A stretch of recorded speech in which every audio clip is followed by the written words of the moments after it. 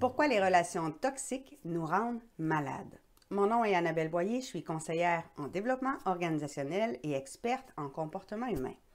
Ce qu'il faut comprendre avec la relation toxique, c'est que même si les propos qui sont utilisés par l'autre personne ou ses actions ne sont pas extrêmement graves, ce qui est compliqué et ce qui nous joue des tours, c'est que les propos dénigrants ou diffamatoires ou un peu agressifs reviennent de façon récurrente.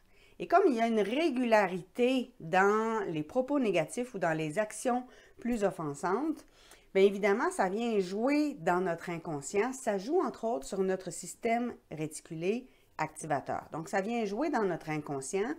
Et ce que ça fait, c'est que c'est un peu le même principe que le supplice de la goutte d'eau. On s'entend que quand cette méthode de torture-là a été développée, ça semblait anodin, sauf qu'une goutte d'eau qui tombe sur la tête d'un prisonnier à intervalles réguliers, après un certain temps, et ce n'est pas très long, après un certain temps, la personne est en train de devenir folle parce qu'elle n'est plus capable de supporter le contact, le son, la régularité et ça devient dérangeant. Et même si ce n'est qu'une petite goutte d'eau qui tombe à chaque 3 secondes ou à chaque seconde, à un moment donné, le prisonnier finissait par céder et à dire tout ce que ses tortionnaires voulaient savoir. C'est donc une méthode qui fonctionnait très bien. La relation toxique a un peu le même effet parce que c'est une régularité de termes qui ne sont pas nécessairement hyper agressifs. Il n'y a pas nécessairement des crises à pu finir à tous les jours. Mais ce sont des petits commentaires qui reviennent régulièrement et qui ont sur votre inconscient le même effet que le supplice de la goutte d'eau, qui vont venir drainer votre énergie, qui vont venir drainer votre motivation à passer à l'action, qui vont commencer à faire en sorte que vous allez douter de vos propres capacités. Et là, à ce moment-là, bien évidemment, vous allez vous questionner encore plus parce que vous vous dites, bien, c'est pas si pire que ça ce qu'il dit, je devrais être capable de passer par-dessus, je devrais être plus fort que ça. C'est pas une question d'être fort. Ce qui est vraiment dérangeant dans la relation toxique, c'est justement la régularité des propos dénigrants, des propos diffamatoires, des propos agressifs et la régularité aussi des actions qui sont aussi dénigrantes. Et cette régularité-là finit par s'accumuler dans votre inconscient. Fait que même si vous vous dites « je vais passer par-dessus », dans votre inconscient, ça ne s'élimine pas, ça s'accumule. Alors évidemment, un commentaire, plus un autre commentaire, plus un autre commentaire, plus les yeux qui lèvent au ciel, plus les soupirs, plus le fait de ne pas vous adresser la parole dans certaines situations, le fait de vous couper la parole. Bref, ça fait une accumulation de petites choses, plein de petites choses, mais qui vont s'accumuler dans la journée, qui vont s'accumuler dans la semaine, qui vont s'accumuler dans le mois, qui vont s'accumuler dans l'année et qui viennent à ce moment-là s'ajouter à d'autres choses que vous pouvez observer ailleurs. Puis évidemment, quand on a une relation toxique avec quelqu'un et qu'on a une accumulation de propos et d'actions qui sont négatives, évidemment, puis les propos qui sont négatifs aussi, ça vient évidemment focaliser notre attention sur ces éléments-là.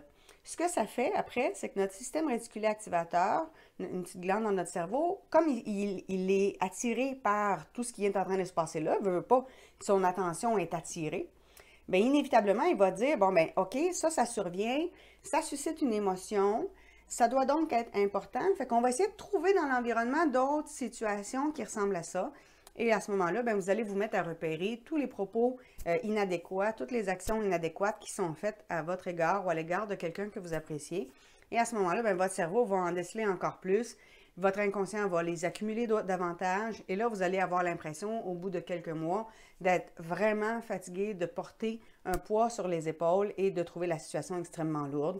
Et plus vous allez attendre pour sortir de cette relation toxique-là, plus évidemment, vous allez être drainé dans votre énergie, dans votre capacité de vous prendre en charge, dans votre volonté à vous réaliser et à vous épanouir.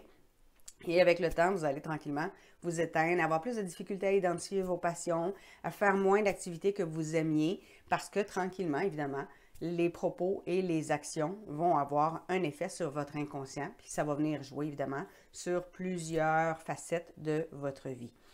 Alors, inévitablement, comme ça s'accumule dans votre inconscient et que ce n'est pas nécessairement bien évacué, parce que c'est difficile à ce moment-là de mettre des mots sur ce qui se passe exactement, Mais veut pas, dans votre corps, ça va vous faire sécréter du cortisol, qui est l'hormone de stress, ça va vous faire sécréter de l'adrénaline. Mais comme on est souvent dans des choses qui sont plus ou moins tangibles, on a de la difficulté à le dire, on a de la difficulté à verbaliser, à trouver les bons mots, on ne sait pas trop quoi faire avec ça. On s'auto-flagelle en se disant qu'on devrait gérer ça puis qu'on devrait passer par-dessus. Donc, généralement, on ne prendra pas le temps de gérer l'émotion. Puis les émotions négatives vont aussi s'accumuler, puis ils vont s'accumuler dans votre corps. Parce que le cortisol et l'adrénaline, qui ont été sécrétés sur une base régulière à chaque fois que vous avez des commentaires négatifs ou des actions négatives, mais évidemment, ce cortisol-là, cette adrénaline-là, ne sont pas faites pour rester dans votre corps indéfiniment. Et le temps que vous sécrétez ces hormones-là, à ce moment-là, vous n'êtes pas en train de produire des globules blancs. Donc, votre système immunitaire, à ce moment-là, ne fonctionne pas bien. Il ne fonctionne pas de façon optimale. Donc, si vous êtes stressé dans la journée, et que vous trouvez désagréable le fait d'avoir, par exemple, un collègue qui est dans le bureau juste à côté, puis que vous n'aimez pas ce collègue-là, vous l'entendez parler au téléphone, ça vous tape ses nerfs, vous le voyez passer devant votre bureau, ça vous tape sur les nerfs. Donc, c'est plein de petites situations qui viennent gruger votre énergie, mais pendant ce temps-là, ça affecte le fonctionnement de votre système immunitaire. Alors, évidemment, si votre système immunitaire n'est pas optimal parce que vous ne sécrétez pas les bonnes hormones et pas les bons neurotransmetteurs, inévitablement, vous allez attraper plus de virus. Inévitablement, vous allez avoir de la misère à recharger vos batteries. Fait qu'évidemment, il faut absolument adresser les relations toxiques et trouver une façon de sortir de cette relation toxique-là pour s'en protéger ou faire en sorte de limiter le plus possible l'influence que peut avoir cette personne-là pour être en mesure, à ce moment-là, de prendre plus de temps pour avoir une bonne santé, un bon système immunitaire, et ça implique de sécréter des bonnes hormones. Alors évidemment, le sport est un moyen, entre autres, d'évacuer une partie du cortisol. La méditation est un bon moyen aussi, mais c'est sûr que si vous êtes toujours en contact avec cette relation toxique-là, ben c'est comme de dire, je reçois des coups de couteau, mais quand j'arrive le soir, ben là, je mets un désinfectant puis un bandage. Oui, mais le lendemain, il y a encore une petite coupure, puis une autre petite coupure, puis une autre petite coupure. Donc, inévitablement, c'est difficile à ce moment-là de dire, je veux guérir, puis je me soigne, mais en même temps, je ne m'éloigne pas de la cause de ce qui me rend malade. Donc, il faut prendre le temps aussi de voir si vous êtes vraiment dans le bon environnement, avec la bonne personne. Si vous demeurez en couple avec une personne qui, pour vous, est toxique, mais à ce moment-là, il faut se questionner à savoir pourquoi vous restez dans cette relation-là. Et peut-être qu'il y a un travail à faire à ce moment-là avec un professionnel. Donc, sur ce, je vous souhaite une magnifique soirée et on se retrouve bientôt pour une prochaine capsule. Au revoir.